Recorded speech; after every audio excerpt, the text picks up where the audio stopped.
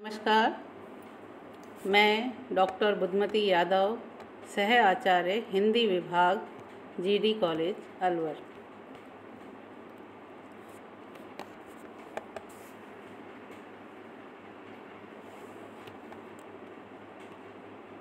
आज हम प्रथम वर्ष कला हिंदी साहित्य के प्रथम प्रश्न पत्र के अंतर्गत प्रेम मार्गी शाखा, जिसे हम सूफी काव्य शाखा भी के नाम से भी जानते हैं, के विषय में जानकारी प्राप्त करेंगे। पहला बिंदु है प्रस्तावना। भारत के मध्य युग में यहाँ संतों ने सर्वसाधारण के लिए भक्ति के सामान्य वर्ग की प्रतिष्ठा की और ईश्वर को ज्ञान गम्य और प्रेम प्राप्य कहकर हिंदू मुसलमानों के बीच भेदभाव की खाई पाटने का प्रयत्न किया। उसी समय सूफी फ़कीरों ने भी हिंदू मुसलमानों की एकता हेतु स्तुत्य प्रयास किया और इस कार्य में उन्हें अधिक सफलता मिली। इस प्रकार सूफी प्रेम काव्य कोमल हृदय की सुंदर और सरस अभिव्यक्ति है।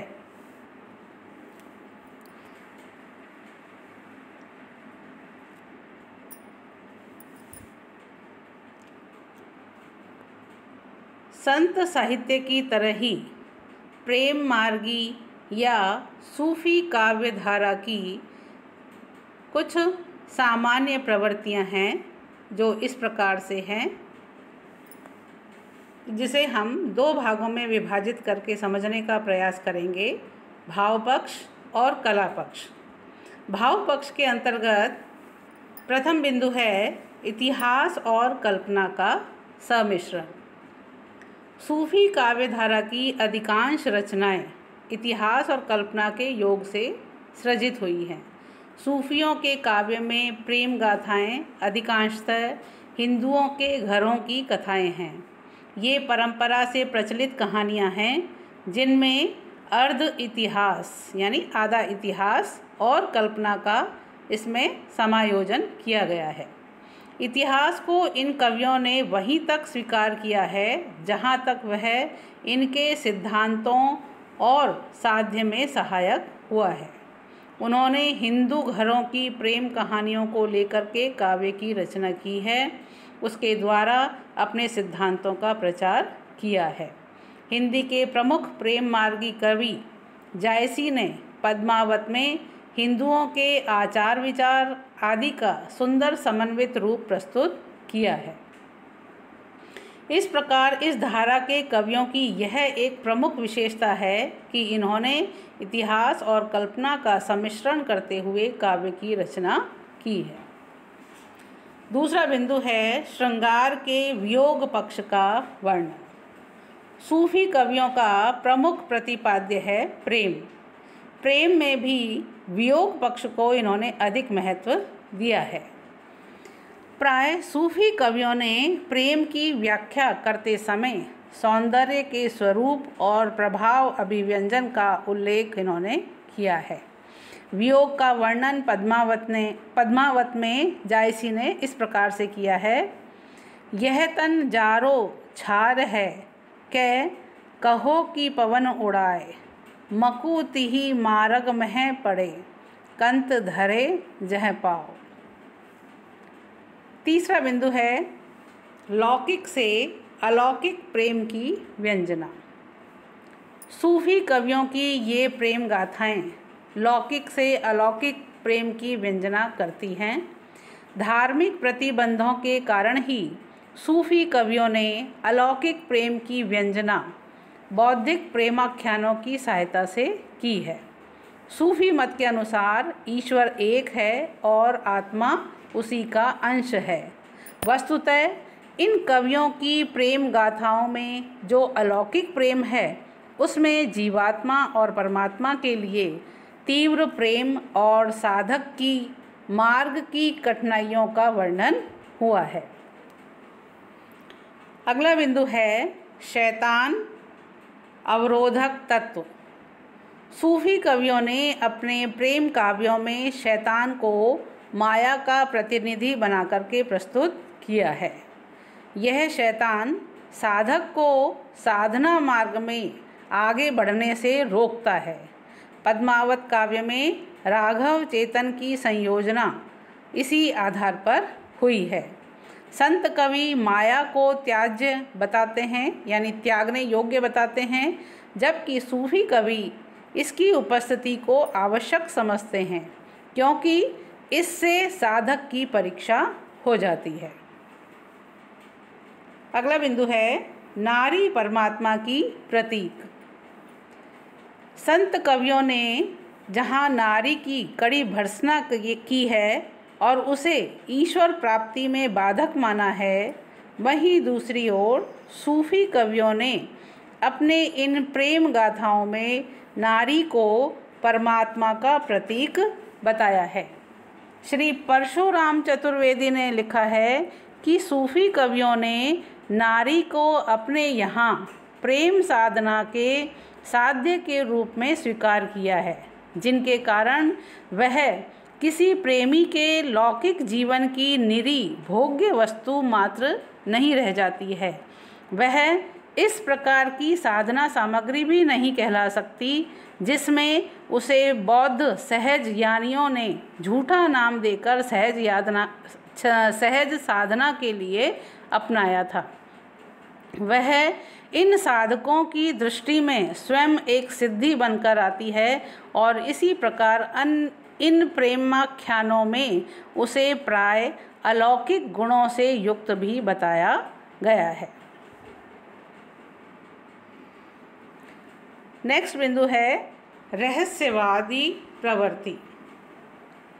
सूफी कवियों के काव्य में रहस्यवाद की बड़ी सुंदर और सरल व्यंजना हुई है।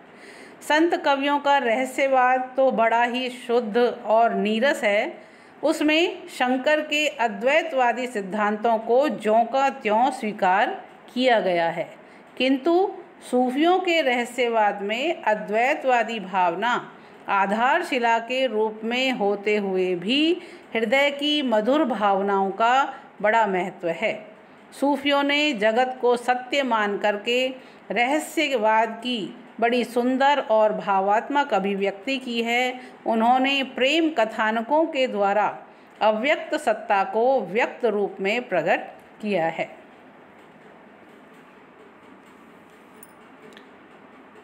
अगला बिंदु है खंडन के स्थान पर मंडनात्मकता का प्रयोग।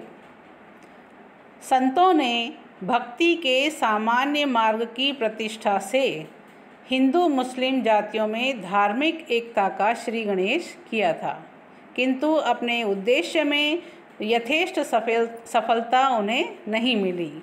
उसका प्रमुख कारण यह था कि उन्होंने खंडनात्मक रीति को अपनाया, जिसकी वजह से हिंदू और मुसलमान दोनों ही चोटिल हुए।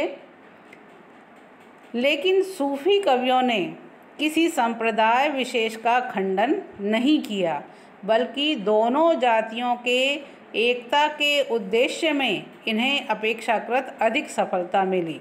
इसका कारण यह था कि इनकी पद्धति मनोवैज्ञानिक थी।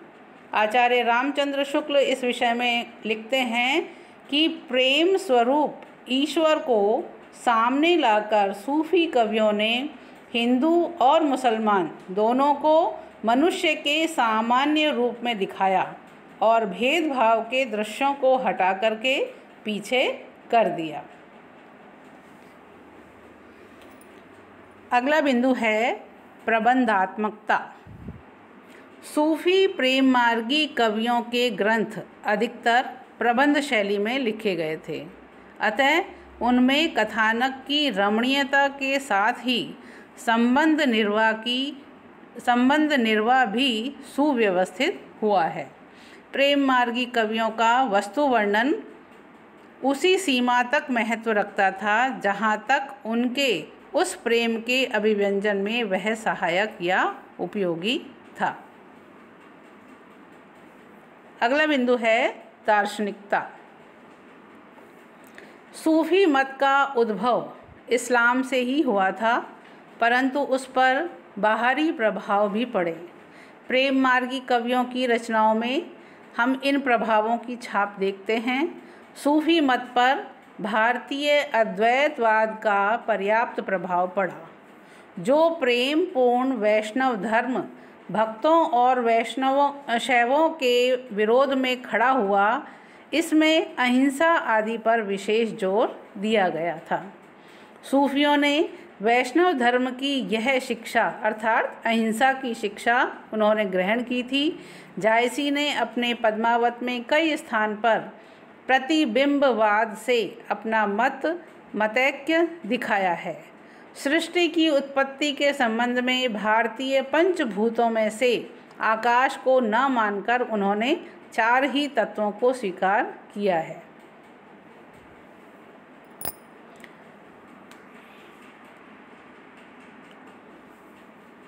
अब हम देखेंगे कि सूफी काव्य में कला पक्ष की क्या विशेषताएं रही हैं। सूफी कवियों में के भाव पक्ष में जिस प्रकार से अनेक प्रवृत्तियां देखने को मिलती है, ठीक उसी प्रकार से कला पक्ष में भी बहुत सी विशेषताएं देखने को मिलती हैं, जो इस प्रकार हैं। पहला है भाषा। सूफी प्रेमाख्यानों की भाषा प्राय सर्वत्र अवधि रही है। उस्मान और नसीर पर भोजपुरी का प्रभाव रहा है। नूर मोहम्मद ने कहीं कहीं ब्रज भाषा का प्रयोग किया है, तो जान कवि ने ब्रज भाषा का प्रयोग किया है। इन कवियों ने अवधी भाषा में तद्भव शब्दों का बहुत प्रयोग किया है। सूफी कवियों ने अवधी भाषा के मुहावरों और लोकोक्तियों का भी अच्छा प्रयोग किया है। दूसरा है शैली। प्रेम मार्गी कवियों की प्रेम गाथाएं भारतीय चरित्र काव्यों की सर्गबद्ध शैली में न होकर फारसी की मसनवी शैली की हैं। इन प्रेम कथाओं में फारसी की मसनवी पद्धति के अनुसार कथा के आरंभ से पूर्व ईश वंदना, मोहम्मद साहब की स्तुति, तत्कालीन बादशाह की प्रशंसा तथा आत्म परिचय आदि मिलता है। सूफी काव्य के प्रमुख कवि जायसी ने अपने पद्मावत में सर्वप्रथम ईश्वर वंदना, मोहम्मद साहब की स्तुति, गुरु वंदना, तत्कालीन बादशाह शेरशाह सूरी की प्रशंसा तथा आत्म परिचय दिया है। इसके अतिरिक्त सूफी कवियों ने भारतीय कथाओं से व्यवृत कथानक रूढ़ियों का प्रयोग भी किया है, जैसे चित्रदर्शन, स्वप्न अथवा शुक सारिका आदि द्वारा नायिका का रूप देखकर या सुनकर उस पर मुग्ध होना, पशु पक्षियों की बातचीत से भावी घटना का संकेत पाना, मंदिर या चित्रशाला में प्रिय युगल का मिलन होना आदि मसनवी शैली के अंतर्गत आते हैं। तीसरा बिंदु है रस। इन प्रेमाख्यानक काव्यों में प्रधान रूप से श्रृंगार रस की व्यंजना हुई है। सर्वप्रथम नायक नायिका के प्रति आकर्षित होते हैं, उसकी प्राप्ति के लिए विरह वेदना तथा नाना अन्य संकटों को झेलना पड़ता है। पूर्व राग को जागृत करने के लिए गुण श्रवण, प्रत्यक्ष दर्शन, चित्र दर्शन आदि उपायों का आश्रय लिया जाता है। उद्दीपन विभाव के अंतर्गत सूफियों ने सखा सखी का उल्लेख भी किया है। संयोग श्रृंगार के वर्णन में इन्होंने इतनी रुचि नहीं दिखाई है जितनी वियोग श्रृंगार के वर्णन में। वियोग श्रृंगार के वर्णन में 12 मासा का प्रयोग भी इन्होंने किया है। श्रृंगार रस के अतिरिक्त अन्य रसों का भी वर्णन इसमें हुआ है, जैसे वीर रस, करुण रस, शांत रस और विभत्स रस आदि का प्रयोग हुआ है। अगला बिंदु है छंद। सूफी कवियों ने अपने प्रेमाख्यानक काव्यों में अपभ्रंश के चरित काव्यों के समान दोहा चौपाई शैली को अपनाया है। इसके अतिरिक्त सूफी प्रेमाख्यानों में सोरठे, सवैये, बरवे आदि छंदों का प्रयोग भी किया है। अंतिम बिंदु है अलंकार। इस दिशा में इन्होंने बहुधा प्रचलित परंपरा का ही अनुसरण किया है। समासोक्ति का बहुत ही सुंदर प्रयोग इन्होंने किया है। सूफी कवियों में समासोक्ति के सबसे अधिक सफल प्रयोगकर्ता जायसी हैं। उपमा, उत्प्रेक्षा तथा रूपक आदि अलंकारों का इन्होंने सम्यक प्रयोग किया है।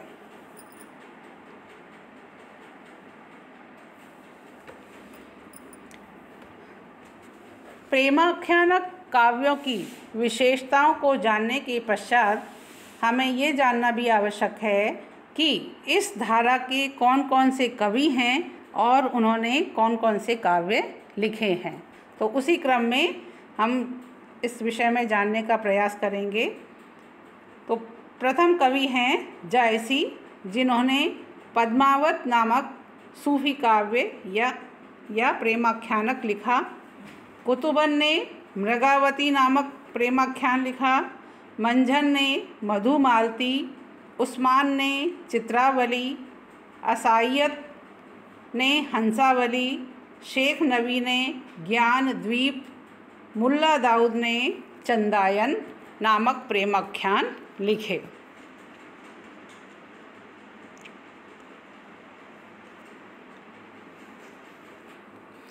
निष्कर्ष। सूफी काव्य की संपूर्ण विशेषताओं को जानने के पश्चात हम निष्कर्ष रूप में ये कह सकते हैं कि सूफी काव्य में ने धर्माश्रय और राज्याश्रय से दूर लोकाश्रय में मुक्त रूप में पोषित होने वाली यही एक ऐसी परंपरा है जिसने मध्ययुगीन जनता की काव्य रुचि और मनोरंजन की अभिलाषा को रोमांचक आख्यानों के द्वारा तुष्ट किया। दूसरी बात इसमें देखने को मिलती है कि जनसाधारण के ज्ञान कोश में भी इससे वृद्धि हुई, क्योंकि अनेक कवियों ने अपनी रचनाओं में विभिन्न शास्त्रीय तत्वों जैसे दार्शनिक, धार्मिक, नैतिक, ज्योतिष, वैद्यक संबंधी आदि सभी बातों का उन्होंने समन्वय इनमें किया। तीसरा बिंदु जो हम इसमें देखते हैं, मध्यकालीन संस्कृति और लोक जीवन के नाना पक्षों का चित्रण इसमें सहज और स्वाभाविक रूप से हुआ है। इसलिए समग्र रूप में हम कह सकते हैं कि इन आख्यानों को स्वच्छंद प्रेम की स्वच्छ, गंभीर, भव्य और उदात्त व्यंजना के रूप में ग्रहण करते हुए मध्यकालीन हिंदी काव्य में इन्हें अत्यंत उच्च स्थान प्रदान किया जा सकता है। धन्यवाद।